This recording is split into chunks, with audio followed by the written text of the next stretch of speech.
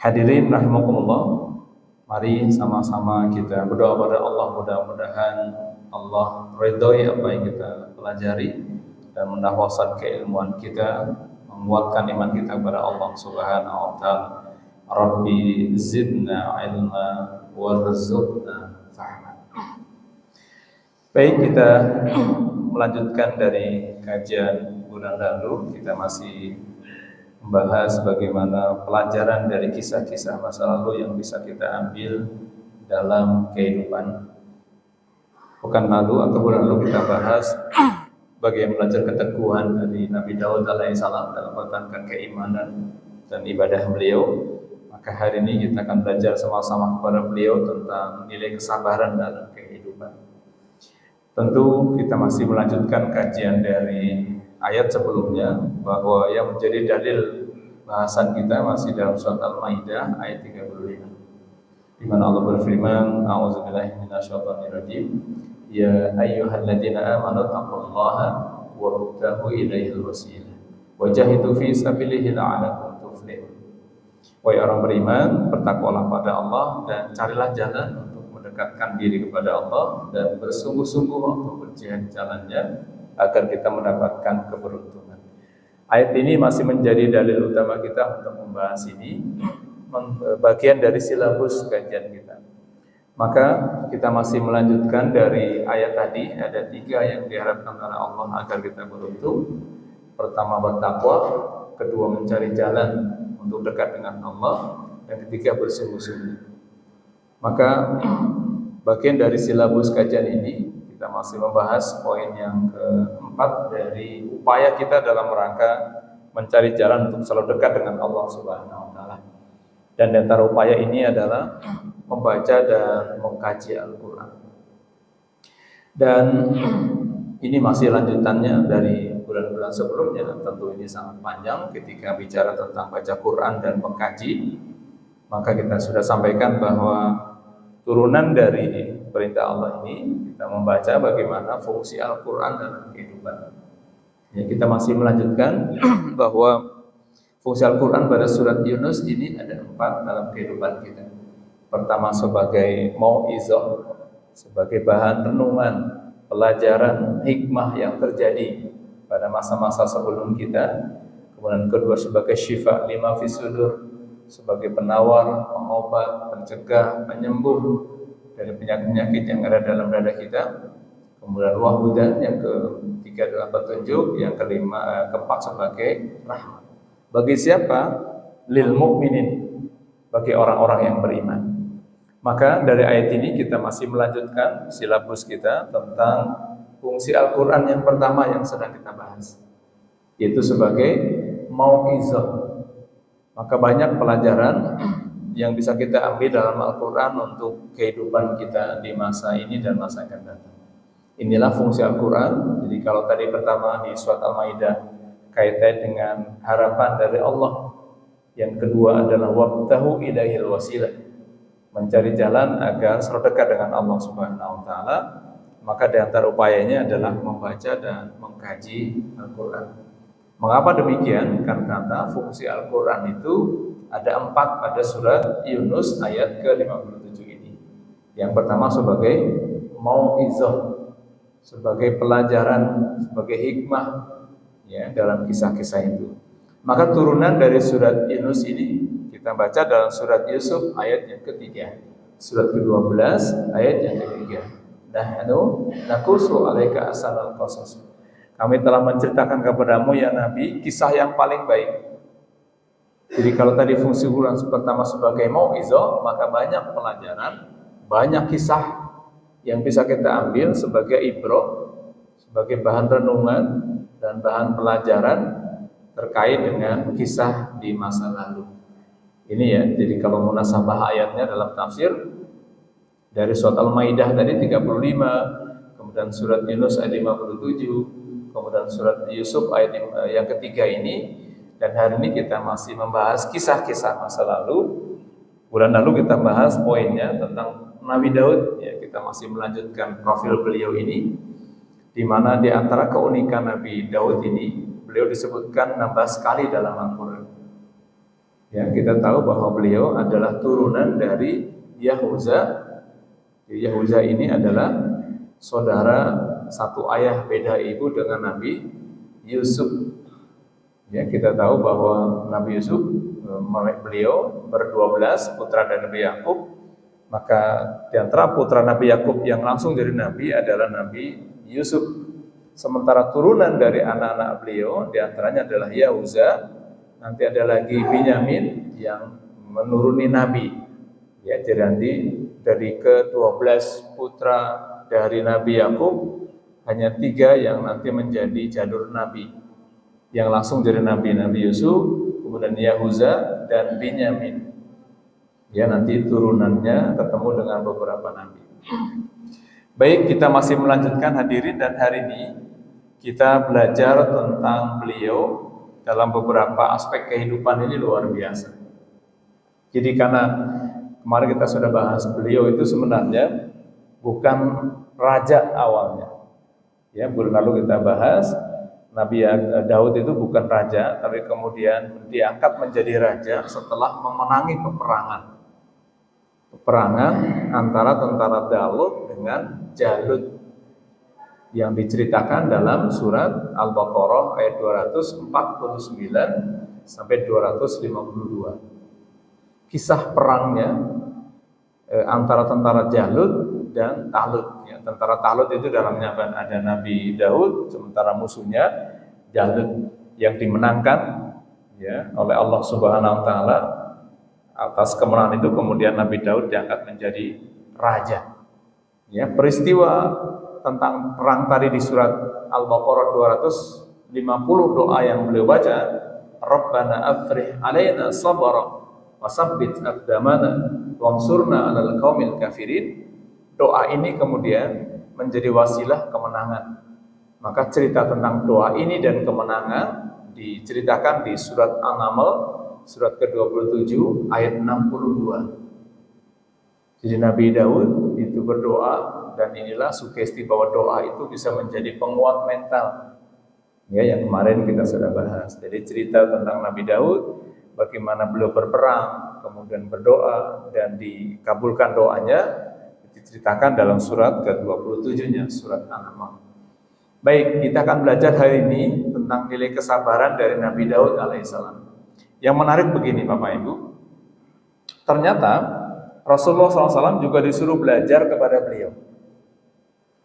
Jadi ayat ini dalam surat Shad, surat ke-38, ayat ke-17, tentang perintah dari Allah. Isbir ala ma yaqul. Isbir ini fi'il amr, kata perintah. Yang perintah Allah, isbir ala ma yaqul. Bersabarlah atas apa yang mereka ucapkan. Wazkur abdana Daud. Ya, jadi kisah ini menarik karena Nabi Daud itu nggak pernah bertemu dengan baginda Rasul. Itu tadi ya, Nabi Daud itu putra turunan dari Yahuza, Yahuza putra dari Nabi Yakub, Nabi Yakub putra dari Nabi Ishak, Nabi Ishak putra dari Nabi Ibrahim. Sementara baginda Rasul itu dari jalur Nabi Ismail yang sangat jauh jaraknya. Nah, maka kisah ini ketika kita baca ayat ini, isbir ala ma yaqul, bersabarlah engkau ya Rasul, ingatlah hamba kami yang bernama Daud. Apa keistimewaannya pada ayat ini? Zal aid innahu awam. Ya, zal aid, yadun itu tangan ya, yang mewakili kekuatan. Jadi kalau seorang petinju tentu kekuatannya ada di tangan. Yadun itu tangan. Jadi beliau itu punya kekuatan yang luar biasa. Ya, zal aid innahu awam. Jadi mempunyai kekuatan dan selalu kembali kepada Allah. Yang dulu kita ceritakan bahwa ketika terjadi perang yang berkecamuk antara pasukannya Talut dengan Jalut. Jadi Talut itu pasukannya, di dalamnya ada Nabi Daud yang jumlahnya lebih sedikit, melawan tentara Jalut yang jumlahnya lebih besar. Yang digambarkan Jalut itu adalah tokoh yang sangat tinggi besar seperti raksasa begitu. Dengan kekuatan yang Allah berikan, ya, dengan ketapel ya dalam bahasa penafsiran itu, beliau dengan ketapelnya bisa membunuh Jalut. Nah, maka tadi ya, Jadi kadang-kadang pasukan sedikit itu bisa mengalahkan yang banyak. Itulah kisah hikmahnya dari kisah perangnya Nabi Daud. Nah, di sisi lain, kalau tadi di Al-Baqarah 249 sampai 52 terkait dengan peristiwa perangnya tentara Talut dengan Jalut, maka di sisi lain Nabi Daud itu memang punya keistimewaan. Tadi ya, beliau disebutkan ada 16 kali dalam Quran. Ya, di antara keistimewaannya, Nabi kita suruh belajar kepada beliau. Tentu khitabnya kepada Nabi ya, kita juga perlu belajar dari beliau.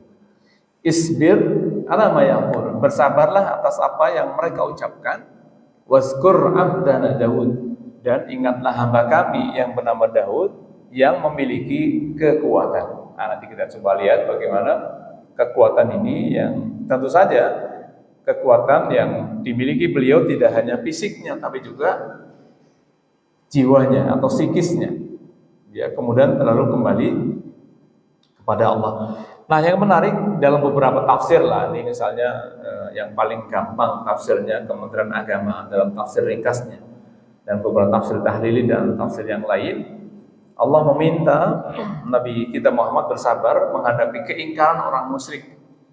Kita tahu ya bahwa Nabi kita SAW itu menghadapi peperangan, cemoohan, menghadapi makian, menghadapi permusuhan dari orang-orang musyrik kafir Quraisy yang awalnya mereka mendukung gitu ya, tidak mendukung, artinya mereka baik, tapi begitu Nabi diangkat jadi Rasul langsung dimusuhi. Nah, bersabarlah di sini artinya adalah bahwa apa yang mereka ucapkan itu, orang-orang kafir Quraisy itu juga terjadi pada nabi-nabi yang sebelumnya. Jadi para nabi dan rasul itu rata-rata mereka juga menghadapi problem yang sama. Ya, jadi kalau tadi coba kita lihat ayat ini di surat Shad ini ada dua pijakan besar yang perlu kita pelajari dan kita renungi tentang nilai kesabaran. Yaitu Nabi Daud memiliki dua, zal aid innahu awwab, memiliki kekuatan dan selalu kembali kepada Allah Subhanahu wa taala. Dalam tafsir, kekuatan itu diantaranya adalah selalu kembali, selalu beribadah dan tunduk kepada Allah Subhanahu wa taala.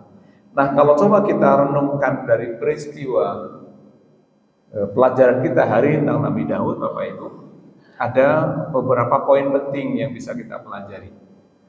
Pertama, mengapa begitu istimewa Nabi Daud? Yang pertama karena beliau memiliki kekuatan dalam memahami dan menjalankan agama. Ini yang paling utama. Jadi zal aid itu para ahli tafsir lebih banyak cenderung jumhur itu memahami bahwa kekuatan yang dimiliki Nabi Daud adalah kekuatan untuk memahami dan menjalankan agama. Jadi beliau memang luar biasa ya dalam beribadah, dulu pernah kita bahas. Sampai hari ini dikenal dengan perilaku beliau dengan saum Daud. Sehari puasa, sehari libur. Jadi saum Daud itu risalahnya dari Nabi Daud alaihissalam. Jadi beliau pertama ini yang disanjung tadi surah Shad. Zal aid itu punya kekuatan, diantaranya adalah kekuatan memahami dan menjalankan agama. Karena tidak semua orang Islam itu bisa menjalankan agama. Ya, misalnya kalau kita lihat kalau saja umat Islam itu semua bisa menjalankan agama dengan baik, rasanya Al-Muhajirin ini seperti sholat Jumat penuh jamaahnya. Tapi masih banyak saudara kita yang mungkin sekarang masih tidur karena tadi malam mungkin masih ada kegiatan ya, entah begadang, entah apa gitu ya. Nah, Nabi Daud itu luar biasa. Kalau kita nyambungkan peristiwa Nabi Daud yang terjadi pada peristiwa perang itu, jadi kekuatan yang dimiliki oleh beliau adalah menjalankan ajaran agama, kekuatan iman di sini. Maka kalau kita lihat misalnya di cerita surat Ibrahim, surat Al-Baqarah tadi 249 sampai 252 terkait dengan bagaimana Nabi Daud itu berdoa dengan penuh keyakinan, padahal pasukannya tahu beliau punya pasukan yang sedikit, sudah kena mental, itu pasukannya yang ngeper ya menghadapi pasukan Jalut. tetapi dengan bekal iman itu kemudian Allah selamatkan dan Allah menangkan beliau. Jadi pelajaran pertama dari kisah Nabi Daud dan surat-surat tadi adalah Zal Aid itu maknanya diantaranya kekuatan menjalankan, memahami dan menjalankan agama. Ini mau akhir tahun ya, selalu saya peringatkan, ya, ingatkan buat diri saya dan kita semua. Bahwa biasanya kebiasaan di Indonesia ini ada kebiasaan yang tanpa sadar itu sebenarnya sudah memasuk wilayah akidah, wilayah keimanan. Misalnya kebiasaan-kebiasaan di Indonesia, begitu pergantian tahun itu kan euforianya luar biasa. Ganti tahun, biasanya orang Indonesia itu sering menghabiskan malam-malamnya, bahkan sampai tengah malam, hanya untuk mengikuti peristiwa penting katanya, setahun sekali, menghitung mundur tanggal Masehi. Nah, semoga di Alinda tidak dilakukan. Biasanya nanti jam tanggal 31 Desember jam 23.59 biasa orang itu mundur itu hitung dari 5, 3, 4, 2, 1 ganti tahun itu bahagia luar biasa. Padahal pada malam hari itu ada peristiwa dua Tuhan sekaligus yang sedang diperingati.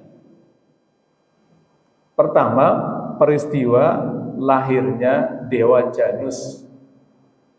Siapa Dewa Janus? Dewa Janus adalah dewa kebijaksanaannya Yunani kuno, Pak. Yang disembah, yang memiliki dua muka, ke depan dan ke belakang. Jadi kalau hari ini misalnya Bapak lebih hafal bulan-bulan Masehi, Januari, Februari, Maret, April, Mei, Juni, Juli, apalagi Agustus, September, Oktober, November, Desember, 12 bulan. Dahulunya di Yunani penanggalan dalam setahun itu hanya ada 10 bulan. Bulan pertamanya bukan Januari, tapi bulan Maret, April, Mei, Juni, Sextilia, Quintilia, September, Oktober, November, Desember. Desember itu Deka, dalam Yunani artinya bulan ke-10. Jadi sebulan ada 35 hari. Tapi 45 tahun sebelum Masehi, Julius Caesar mengumpulkan para ahli astronomi karena sering bentrok waktunya. Nah, kemudian dirumuskanlah tahun itu menjadi 12 bulan. Dan bulan pertamanya bukan dari bulan Maret lagi, tapi dari bulan Januari. Siapa Januari? Janus, nama Tuhannya, nama dewanya Janus. Kemudian Februarius bulan kedua, Maret, April, Mei, kemudian Juni, Juli yang tadinya Sextilia diganti menjadi Julius Caesar menjadi nama bulan ke-7. Ke-8 Quintilia diubah menjadi pengganti Julius Caesar namanya Agustus Caesar menjadi bulan ke-8. September, Oktober, November, Desember. Desember itu secara bahasa menjadi aturan karena awalnya bulan ke-10. Nah, sampai hari ini kita lebih hafal bulan Masehi daripada bulan Hijriah. Ada yang hafal nggak tanggal lahir bulan Hijriahnya? Jangankan tanggal Bapak, tanggal anaknya Bapak hafal nggak bulan Hijriahnya? Nah, pada perhelatan perang salib yang pernah terjadi kisaran 1000 sampai 1200 dalam secara peradaban. Kemudian pada tahun 18-an sekian, Paus Gregorius ke-13 mengubah penanggalan resmi gereja menjadi penanggalan dunia sampai hari ini. Jadi bulan Januari itu adalah penyembahan atau sungguhan untuk Dewa Janus. Di masa lalu itu di gua-gua mereka sudah sering bakar meniup trompet, kemudian bikin dupa-dupa gitu ya, rame-rame, mirip dengan Ancol nanti, atau mirip dengan di jalan-jalan. Itu terjadi 45 tahun sebelum Masehi. Kenapa dianggap penanggalan Masehi? Karena dihitung dari hari lahirnya Isa Al-Masih dalam versi mereka. Maka ketika diusulkan di masa Khalifah Umar bin Abdul Khattab, itu kira-kira tahun itu dari mana mulainya? Kalau Masehi itu nisbahnya kepada klien Isa Al-Masih, Maka usulan para sahabat, di antara sahabat Ali bin Abi Thalib radhiyallahu anhu, usulannya adalah peristiwa hijrahnya Nabi, dikenal dengan penanggalan Hijriyah. Yang kita hafal penanggalan Hijrah bulan apa? Paling-paling bulan Ramadan, ntar lagi gitu ya. Masya Allah. Bahkan bulan ini, Pak, ini bulan apa? Ya apa namanya? Bulan hijrahnya? Bulan apa? Ayo, ada yang hafal bulan apa sekarang ini? Jumadil Akhir. Ada peristiwa apa masa lalu? Pada bulan ini, tepatnya pada tahun bulan Desember 600 saya lupa berapa, terjadi perang, namanya Perang Yamamah. Perang Yamamah itu antara pasukan kaum muslimin di bawah pimpinan Khalifah Abu Bakar Asyidi radhiyallahu anhu menghadapi Musailamah al-Kadzab. Pernah mendengar ceritanya?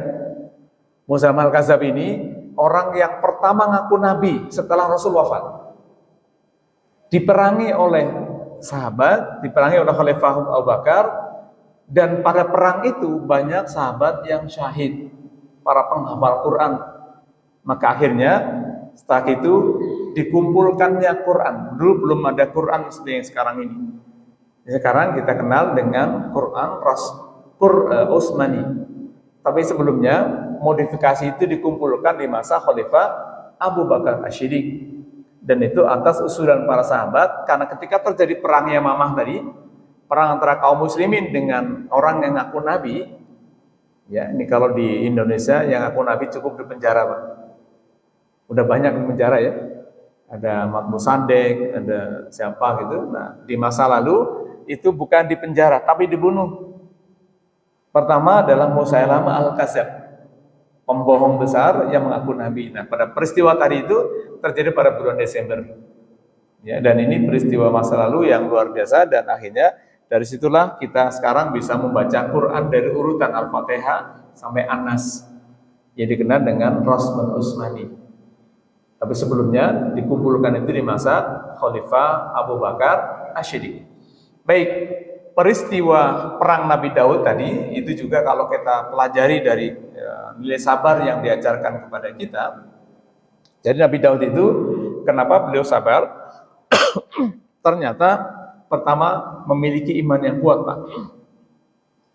Jadi Zal Aid itu iman yang kuat, kemudian di samping iman yang kuat, iman itu kaitannya dengan jiwanya juga, tetapi fisiknya juga kuat. Maka untuk bisa bersabar, yang pertama harus punya kekuatan iman. Ya, sering kita bahas ya, semoga masih dihafal doanya. Ya tadi ya, kalau peristiwa di akhir tahun itu biasanya ini bukan peristiwa biasa, tapi peristiwa masalah akidah. Tadi bayangkan, kalau ada orang Islam pada tanggal 30 Desember jam 23.59 misalnya, lagi hitung mundur, Pak. Dari mulai bulan 10, 9, 8. Ketika hitungan ke-7 dicabut malaikat nyawanya. Kira-kira gimana posisinya? Jadi kalau ada orang Islam lagi senang menghitung mundur tahun gitu ya. Nah, biasanya 10 hitungan itu, politik ya, dari 10, 9, 8, 7, 6. Nah, ketika 5 dicabut nyawanya gimana? Maka digambarkan dalam surat ke-16 ayat 28. Nanti ada orang yang dicabut nyawanya oleh malaikat, itu protes, Pak. Emang aku sebenarnya salah apa gitu? Ya, di surat ke-16 ayat 28. Ketika dicabut nyawanya oleh malaikat itu, merasa tidak punya salah, protes sama malaikat. Nazubillah ya, mudah-mudahan kita tidak ikut-ikutan lah ya. Kalaupun masalah liburan, silakan, itu liburan, kaitan dengan liburan. Tapi peristiwa pergantian tahun tadi pertama kaitannya dengan dewa Janus, dewa Yunani kuno. Yang kedua, pada salah satu sekte pada Nasrani itu memang di akhir tahun itu juga pasti ada kebaktian di gereja-gereja. Maka mudah-mudahan sudahlah, kita sudah semakin tua misalnya, tapi berikan pelajaran kepada cucu kita bahwa tahun baru itu tidak sekedar pergantian hari, tetapi di situ ada nilai akidah. Tadi ya, ada Tuhan masa lalu yang sudah disembah oleh mereka dan sampai hari ini masih diabadikan. Alhamdulillah ya. Baik, jadi peristiwa peristiwa pergantian tahun tadi mudah-mudahan kalaupun kita liburan, niatnya bukan karena menghormati Tuhan tadi ya, Dewa Janus. Jadi Janus kemudian diambil menjadi Januarius atau bulan Januari. Kemudian Februarius itu nama dewi mereka, Februarius, Mart juga sama, Aprilia juga sama. Jadi nama-nama bulan itu awalnya adalah nama-nama dewa dari Yunani kuno. Pada di Al-Quran itu sudah dijelaskan dalam surat ke-9 ayat 36. Inna indadasyur indallahi isna asar. Sungguhnya perhitungan bulan dalam setahun sejak bumi ini ada adalah 12 bulan. Ya, di surat At-Taubah ayat 36.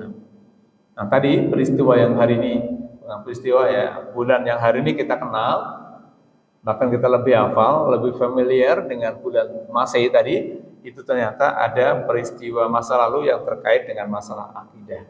Nah, maka mudah-mudahan Allah membersihkan akidah kita, sehingga seperti Nabi Daud, kesabaran yang beliau miliki, beliau bisa bersabar menghadapi berbagai macam problematika kehidupan dan cobaan. Pertama, Zal Aid punya kekuatan, dan kekuatannya tidak hanya fisik tapi juga psikis, kekuatan untuk memahami dan menjalankan agama. Ya, jadi tadi menapa di Indonesia Islam mayoritas, tapi angka korupsinya sangat tinggi, bahkan yang korupsi juga orang Islam. Bisa dipastikan bahwa orang itu pasti tidak memahami dan menjalankan agama dengan benar. Jika ada orang Islam korupsi, menipu, itu berarti dia agamanya pasti belum benar. Apa sebagai dalilnya? Jadi kalau ada orang Islam yang korupsi misalnya, makan uang rakyat, berarti imannya tidak bisa memahami dengan baik. Salah satu contoh saja misalnya, dalam surat ke-29 ayat 45 ada perintah untuk membaca di situ. Utlu ma uhiya ilaika minal kitab wa aqimis shalah. Inna sholata tanha 'anil fahsya wal munkar. Bacalah oleh kalian Quran atau kitab itu dan dirikan sholat. Apa kaitannya antara sholat dengan baca Quran? Tentu ada hikmah di balik itu yang luar biasa. Jadi ternyata di Quran itu banyak peristiwa, banyak isi masa lalu yang luar biasa, dan sholat menjadi salah satu kata kunci untuk menjaga perilaku. Inna sholata tanha 'anil fahsya wal munkar. Jadi kalau sudah sholat pasti bisa mencegah perbuatan keji dan munkar. Jadi kalau orang Islam misalnya tadi dia korupsi bahkan sudah pergi haji, yang salah siapa? Pasti dianya yang tidak memahami dengan baik. Karena Quran sudah memberikan jaminan. Sebenarnya sholat itu bisa mencegah perbuatan keji dan munkar. Sholat adalah bagian dari agama, ibadah yang wajib, tidak boleh ditunda. Ya, jadi sholat itu tidak boleh ditinggalkan sama sekali oleh laki-laki. Kalau perempuan ada jatah, laki-laki tidak boleh. Lagi sakit pun tetap punya kewajiban.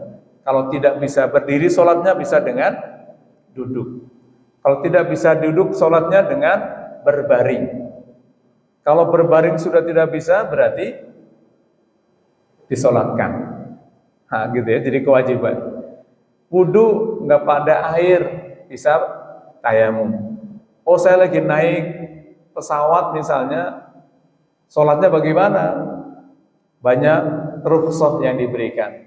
Sholatnya menghadap di mana kita duduk dengan tayamum. Itu karena sholat nggak boleh ditinggalkan sama sekali. Ternyata barometer pertamanya juga sholat, itu bagian dari hal dasar yang wajib diketahui. Baik, jadi pertama Nabi Daud itu punya kekuatan di antara memahami dan menjalankan agama. Maka apa doa kita yang perlu kita lantunkan dalam hal ini, mencontoh dari beliau agar bisa bersabar? Di antara doa yang perlu kita baca, Rabbana la tuzigh qulubana ba'da idh hadaitana wa hab lana min ladunka rahmah innaka antal wahhab. Masih dibaca doanya? Masih ya?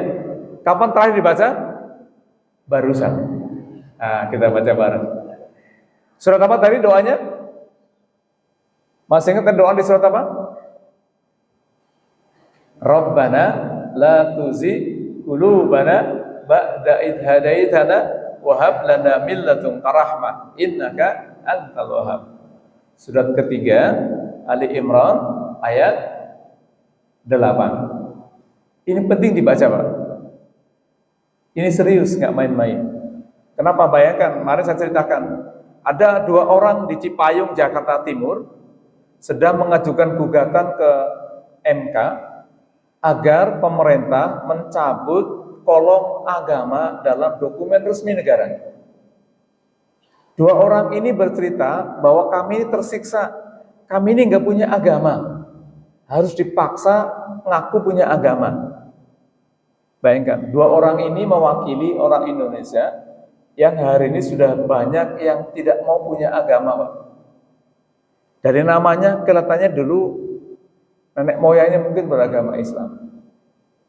Bayangkan, ini mewakili saja, Pak. 2 orang ini nanti kalau gugatan diterima, maka KTP kita harus berubah semua nanti. Kan di KTP ada kolom agama dulu, KTP, di dokumen agama resmi pasti ada kolom agama. Nah, mereka sedang gugat karena mereka tersiksa. Saya ini bukan Islam, bukan Kristen, dan semua agama itu enggak. Bayangkan, auzubillah ya. Jadi kalau di beberapa negara lain itu sudah mulai mereka kewalahan menghadapi masyarakat sendiri. Korea misalnya, Korea Selatan ya, mereka sekarang sudah lebih dari 90% ateis. Padahal awalnya mereka punya agama. Agama terbesarnya dulu Buddha. Sekarang mereka ateis. Nah, kalau orang sudah tidak punya agama, ini yang luar biasa.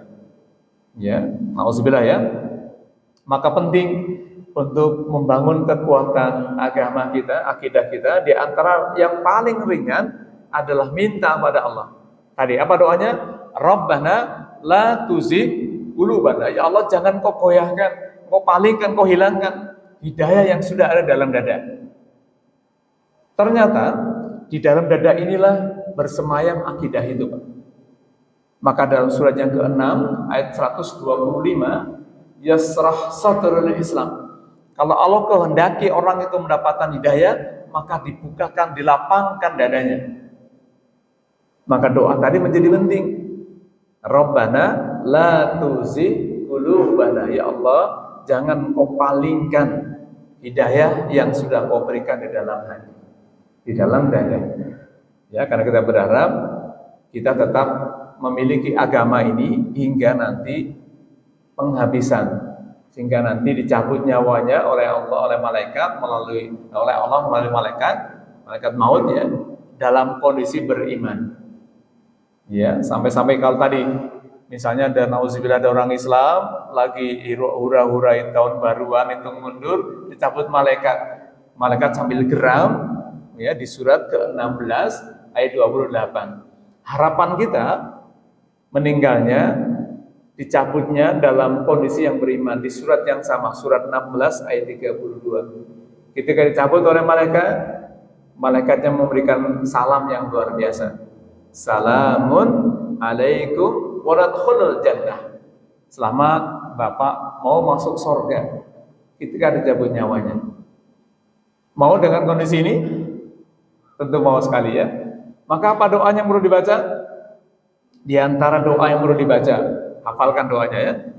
Rabbana afrih alaina sabra wa tawaffana muslimin. Ya Allah, berilah kami kesabaran dan matikan dalam kondisi berserah diri, kondisi muslim, Pak. Ingat doa tadi? Ya, catat ya, nanti yang belum ingat, hafalkan doa tadi. 2 doa ini menjadi penting, Pak. Yang pertama tetap minta diberikan hidayah, yang kedua minta dimatikan dalam kondisi beriman, berserah diri atau muslim. Ya, di surat ke-7, doa tadi ya, surat ke-7 ayat 126 pada akhir surat itu. Rabbana afrih alaina sabra wa tawaffana muslimin. Ya Allah, berikanlah kami kesabaran dan wafatkan dalam kondisi beragama Islam, muslim. dan mukmin tentu saja. Ya. Yang ketiga, untuk bisa menjaga akidah, bisa bersabar itu ada doa yang penting menjadi penguatnya.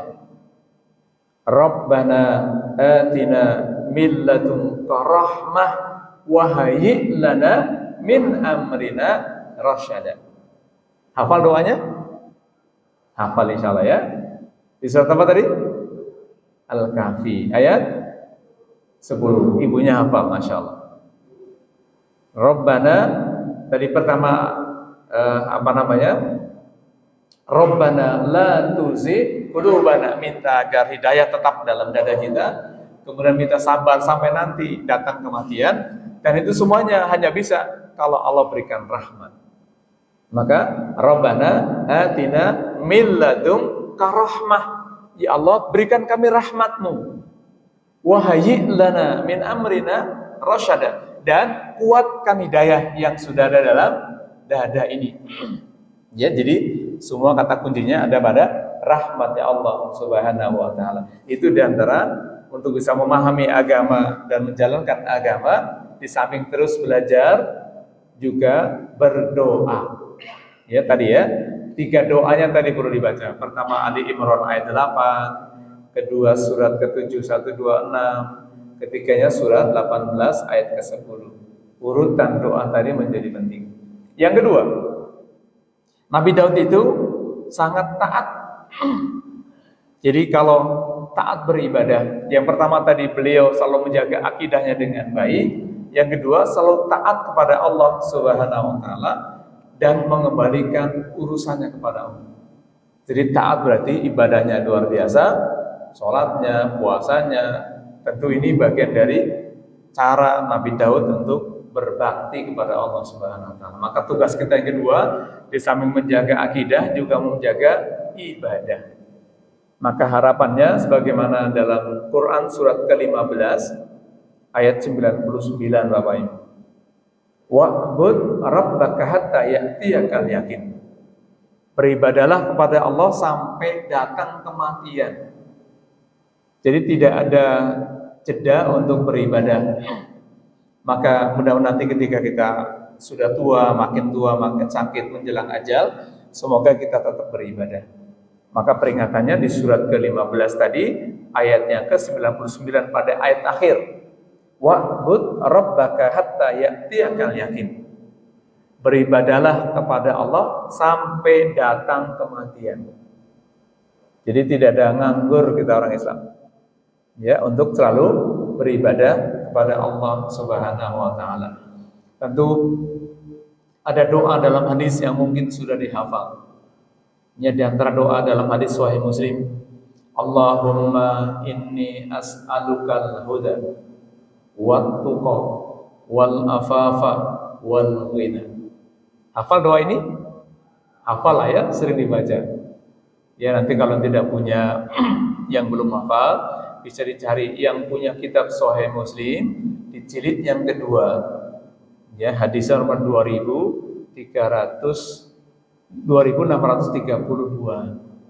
Nanti dibaca saja ya, kitab Sahih Muslim jilid yang kedua, yang punya kitab aslinya. Yang tidak punya terjemahan juga banyak. Ya, di antara doa tadi, Allahumma inni as'alukal huda. Ya Allah, berilah kami selalu petunjuk-Mu. Wattaqo, selalu dalam kondisi takwa. Wal afafa, afaf ini kaitannya dengan harga diri, kaitannya dengan jiwa. Kalau bahasa lainnya, sehatin jiwa kami lah kira-kira itu. Yang keempat, wal ghina, berikan kami harta yang banyak. Jadi boleh ya, bahkan ada hadis lain, Allahumma aina ala syukrika wa zikrika wa husni ibadatik. Hafal juga doanya ya. Nah, tinggal dibaca saja sebenarnya. Gitu ya. Jadi doa tadi tinggal dibaca. Kenapa? Doa itu sugesti, Pak, penguat mental. Tadi ya, Nabi Daud itu ketika perang dalam kondisi yang mental jatuh, pasukannya nyebrang sungai disuruh jangan minum, malah ngambil air yang banyak saking hausnya. Ya, begitu mau perang, melihat musuh lebih besar, ngeper, Pak. Kebiasaan kaum Yahudi itu Itu kalau Bani Israel kebiasaan itu kalau lagi perang, yang disuruh perang nabinya dulu. Kamu kan nabi, perang dulu deh, kalau kamu menang, kamu ikut gitu. Ngeyelnya luar biasa. Nah, dalam kondisi itu kemudian beliau berdoa. Nah, doa tadi itu menjadi pembuka pertolongan Allah. Maka tadi Allah ceritakan di surat An-Naml tadi ya, surat ke-27 ayat ke-62 bahwa doa itu bisa menghilangkan kesusahan, Pak. Menghilangkan kesusahan, mendapatkan pertolongan, bahkan menjadi khalifah, menjadi raja. Itu Nabi Daud tadi. Dan bagi kita doa itu menjadi penting ya. Semoga kita masih hafalkan doanya. Jadi taat yang kedua, beliau menjalankan ibadah selalu mengembalikan pada Allah Subhanahu wa taala. Ketika ada musibah, ada masalah, selalu mengembalikan pada Allah. Yang ketiga, ini menjadi kata kunci sebenarnya, adalah selalu istighfar, bertaubat, Pak. Jadi kalau kita coba tempelkan itu, kalau dalam bahasa kampusnya di mapping, kira-kira gitu. Jadi pertama kekuatan iman, kedua kekuatan ibadah, yang ketiga kekuatan untuk bertaubat, istighfar, Pak. Jadi beliau itu kalau merasa bersalah selalu istighfar. Apa kaitannya istighfar dengan membangun kekuatan? Nanti diceritakan di ayat lain, ya, di surat Nuh, surat ke-71 dari 10 sampai dengan 12. Di antara hikmahnya, di antara dampaknya, di antara manfaat dari berzikir dengan istighfar itu. Ya, bahkan kalau kita lihat cerita Nabi yang lain misalnya, kalau kita gandingkan Nabi Daud tadi berdoa dengan luar biasa, kenapa beliau di akhir itu dengan bertobat? Ternyata ada nabi lain yang diceritakan dalam surat As-Saffat, surat ke-37 ayat 139 sampai 148. Kisahnya tentang Nabi Yunus. Nabi Yunus itu diutus kepada kalangan Bani Israel juga, Pak. Itu kaumnya nggak mau dengerin ceramahnya, nggak mau dengerin dakwahnya. Akhirnya Nabi Yunus putus asa, baperan beliau. Ditinggalin tuh kaumnya. Sampai di sebuah pinggir pantai ada kapal, beliau naik ke kapal. Di atas, setelah naik kapalnya, di tengah laut terjadi badai. Kapal bergoncang keras. Maka salah satu jalannya adalah mengurangi beban di atas kapal itu. Itu ceritakan tadi ya, di surat As-Saffat nanti dibaca, kisah Nabi Daud. Sampai-sampai setelah itu Nabi Daud dilempar keluar, ditelan ikan besar. Bukan dimakan ya, tapi ditelan. Kalau dimakan dikunyah ya, nanti hancur. Ditelan ikan besar. Ikannya masuk ke dalam laut. Di 143 surat As-Saffat digambarkan, andai saja Nabi Yunus tidak bertasbih, bisa jadi beliau akan selamanya di perut ikan sampai hari kiamat. Tapi beliau bertasbih. Masih ingat tasbih zikir Nabi Yunus? La ilaha illa anta subhanaka inni kuntu minaz zalimin. Di surat apa itu? Jadi kalau kisahnya di surat As-Saffat dari 139 sampai 148, maka kaitan munasabah tadi surat As-Saffat ayat 143 tentang tasbih itu diceritakan, tasbihnya dibaca di surat ke-21, surat Al-Anbiya ayat 87. Zikirnya ada 3 tadi, la ilaha illa anta subhanaka inni kuntu minaz zalimin. Coba, Nabi Daud itu doanya dengan terus terang. Mintanya apa? 3. Minta sabar, minta kekuatan, minta dimenangkan dalam perang. Minta 3. Nabi Yunus pun minta 3, tapi dengan zikir. La ilaha illa anta kaitannya dengan tauhid. Subhanaka kaitannya dengan tasbih. Ini kuntu minaz zalimin terkait dengan pengakuan diri atau istighfar. Maka di 88-nya surat Al-Anbiya, fastajabna lahu, kami kabulkan doanya. Padahal dibaca apa? Zikir tadi. La ilaha illa anta subhanaka inni kuntu minaz zalimin. Zikir ini menjadi bagian dari doa. Maka kalau kita minta kepada Allah, tidak selalu dengan minta apa yang kita inginkan. Tadi ya 2 contoh, Nabi Daud minta langsung apa yang diinginkan, tapi Nabi Yunus mintanya pakai bahasa zikir, bahasa isyarat. Ya, la ilaha illa anta subhanaka inni kuntu minaz zalimin. Ceritanya panjang Nabi Daud, Yunus, nanti bisa dibaca surat As-Saffat dari 139 sampai 148. Beliau dikeluarkan dari perut ikan dalam kondisi sakit. Ya, ditelan ikan. Ditelan ikan tidak ada kehidupan tentu saja ya. Nggak bisa makan, nggak bisa minum. Ya, ada kisaran waktu yang cukup lama sampai dikeluarkan, dimuntahkan oleh ikan tadi di pinggir pantai atau laut. Sakit, kemudian dikembalikan kepada kaumnya. Akhirnya kaumnya mau dengerin dakwahnya Nabi Yunus. Baik, maka kalau kita belajar kembali kepada Nabi Daud ini, 3 tadi, kekuatan iman, kekuatan ibadah, dan kekuatan istighfar. Untuk apa? Itulah kenapa beliau jiwanya bersih, imannya kuat, dan bersabar dalam menghadapi cobaan. Jadi nilai kesabaran yang kita pelajari dari Nabi Daud karena punya basic 3 tadi. Basic kekuatan iman, basic kekuatan ibadah, basic kekuatan istighfar. Dan kapan waktu istighfar yang terbaik dibaca? Masih ingat? Waktu baca istighfar yang efektif, yang paling diutamakan selain di waktu-waktu yang lain tentu saja adalah waktu menjelang adzan subuh. Apa dalilnya? Di surat ke-51 ayat ke-18. Surat Az-Zariyat ayat 18. Wabil asharihim yastaghfirun. Mereka beristighfar, membaca istighfar di waktu sahur, waktu menjelang adzan subuh. Semoga tadi kita sempat baca istighfar ya. Kalau belum, nanti besok pagi sebelum azan berkumandang, pastikan ada istighfar yang dibaca. Setelah menutup sholat malam dengan qiyamul lail, gitu ya. Mudah-mudahan kita masih bisa membaca istighfar setelah sholat malam ditutup dengan witir.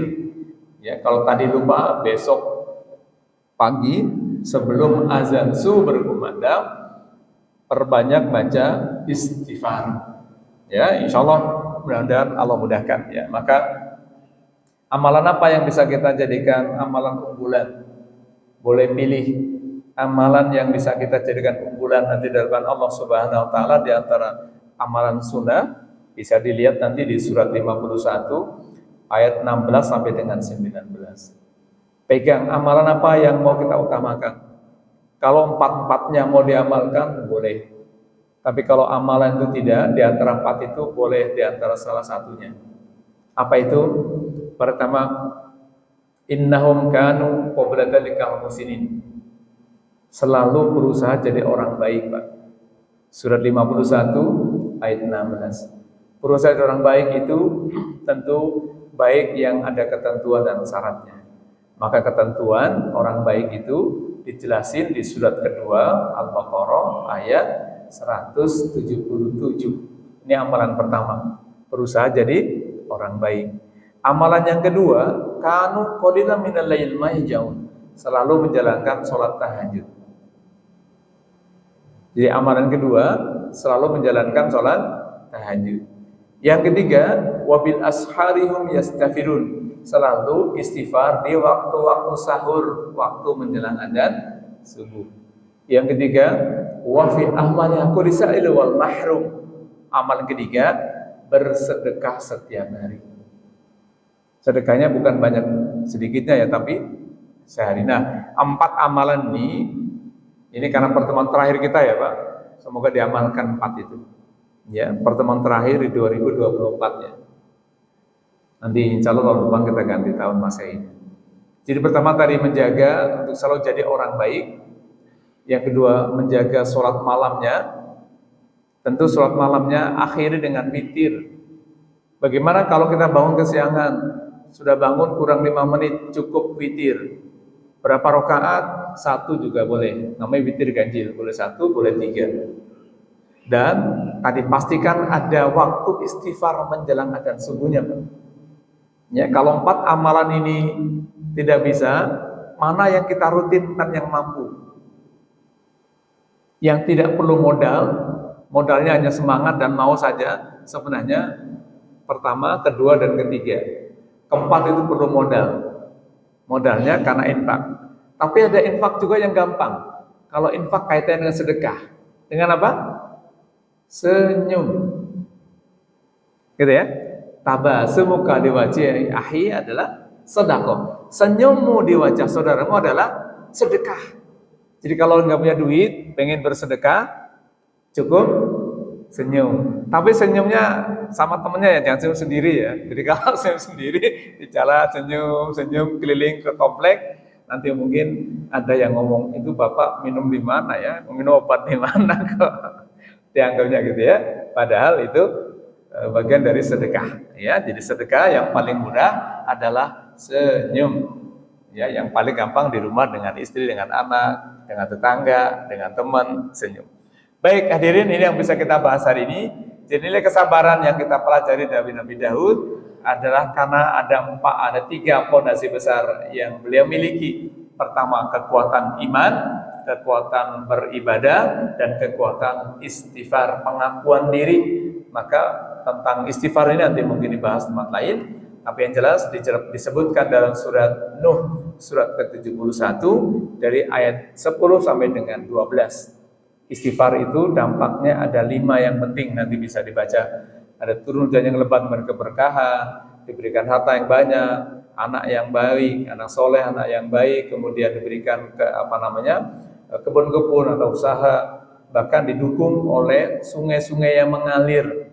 Jadi kalau punya bisnis, pasarannya jelas. Maka dulu para ulama itu kalau ada orang datang, Ustaz saya punya masalah, baca istighfar.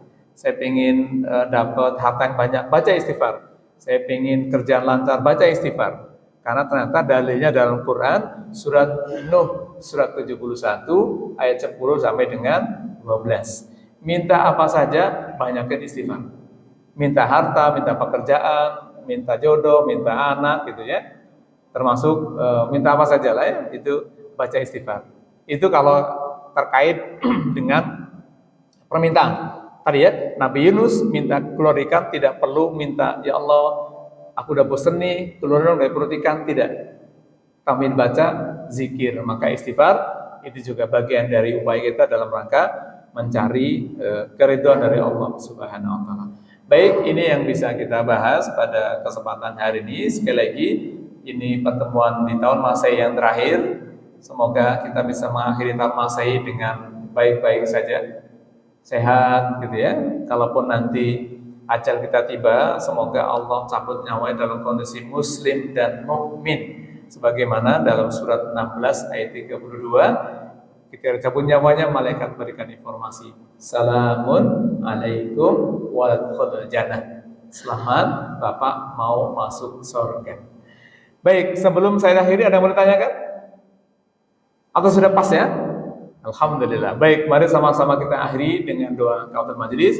Subhanaka Allahumma wa bihamdika asyhadu an la ilaha illa anta astaghfiruka wa atubu ilaik.